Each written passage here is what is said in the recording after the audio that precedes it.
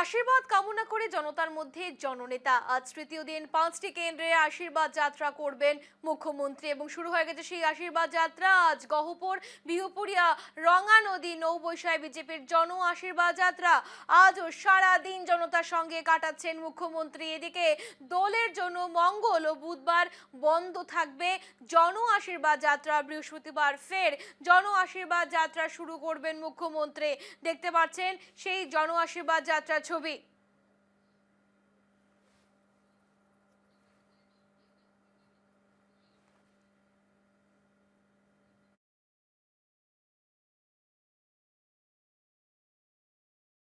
চৰকাৰখনক বহুত ধন্যবাদ জনাইছোঁ।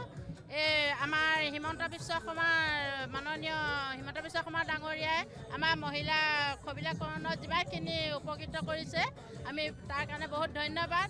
আজি ৰাইজ সকলো ওলাই আহিছে তেওঁৰ কাৰণে, আৰু এইবাৰ 26 চনত তেওঁ বহুত বিপুল ভোটত জয়যুক্ত হৈ আমি আকৌ পুনৰ বিজেপি চৰকাৰ গঠন কৰিম। মুখ্যমন্ত্ৰী হিচাপে তেওঁকে বিচাৰিছোঁ। আমি মাননীয় হিমন্ত বিশ্ব শৰ্মাকে মুখ্যমন্ত্ৰী হিচাপে আমি আকৌ এবাৰ গাদীত বিচাৰিছোঁ।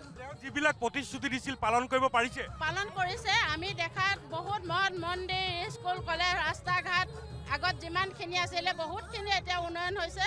তেওঁৰ কাৰণে আমি বহুখিনি আশা কৰিছোঁ আৰু এনেকৈ আগুৱাই যাওক। অসমৰ যি উন্নতি, সেই উন্নতিয়ে আমাৰ ভৱিষ্যতৰ প্ৰজন্ম সুৰক্ষিত হোৱাৰ আমি যি আশা দেখা পাইছোঁ, সেয়েহে আমি সমূহ ৰাইজ ওলাই আহিছোঁ আমি আমাৰ জননেতা মুখ্যমন্ত্ৰী ডাঙৰীয়াক আদৰিবৰ কাৰণে। কোনবিলাক কাম তেওঁৰ ভাল লাগে আপোনাৰ? তেওঁৰ যিটো ডেভেলপমেণ্টৰ ক্ষেত্ৰত আমি ৰাস্তা ঘাটৰ প্ৰথম ক'ব লাগিব, শিক্ষাৰ ক্ষেত্ৰত আমি ক'ব লাগিব, হস্পিটেল বা চিকিৎসালয়ৰ কাৰণে আমাৰ জনসাধাৰণ যি ধৰণে বিশেষ সুবিধাৰ সন্মুখীন হ'ব লগা হৈছেগৈ, এইবিলাক কাৰণতেই আচলতে আমি বিজেপি চৰকাৰখনক আমি ভোট দিব লাগিব। আগৰ কংগ্ৰেছৰ চৰকাৰ দিনত যি টকাৰ বিনিময়তহে চাকৰি পাব লগা হৈছিলে, কিন্তু আজি দেখা গৈছে বিজেপি চৰকাৰৰ দিনত বিনা টকাই এটকা নিদিয়াকৈ দুখীয়া দৰিদ্ৰ লোকসকলে চাকৰি পাবলৈ সক্ষম হৈছে। পূৰ্ণ ভৰসা আমাৰ হিমন্ত বিশ্ব শৰ্মাৰ প্ৰতি।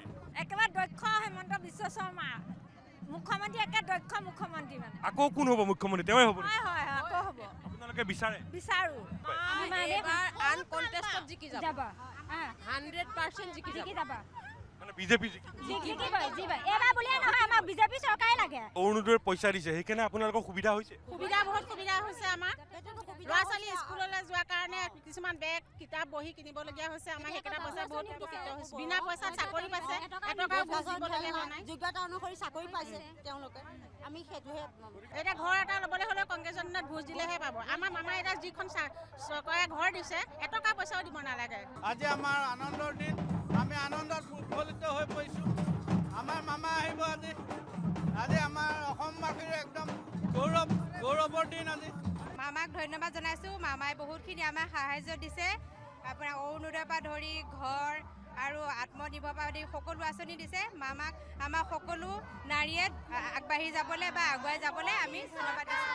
অসমৰ জনপ্ৰিয় মুখ্যমন্ত্ৰী হিমন্ত বিশ্ব শৰ্মা ছাৰলৈ আমাৰ আশীৰ্বাদ আৰু ওলগ জনালোঁ। আৰু অসমত যিখিনি বিশৃংখলাৰ বিদেশীয়ে আক্ৰমণ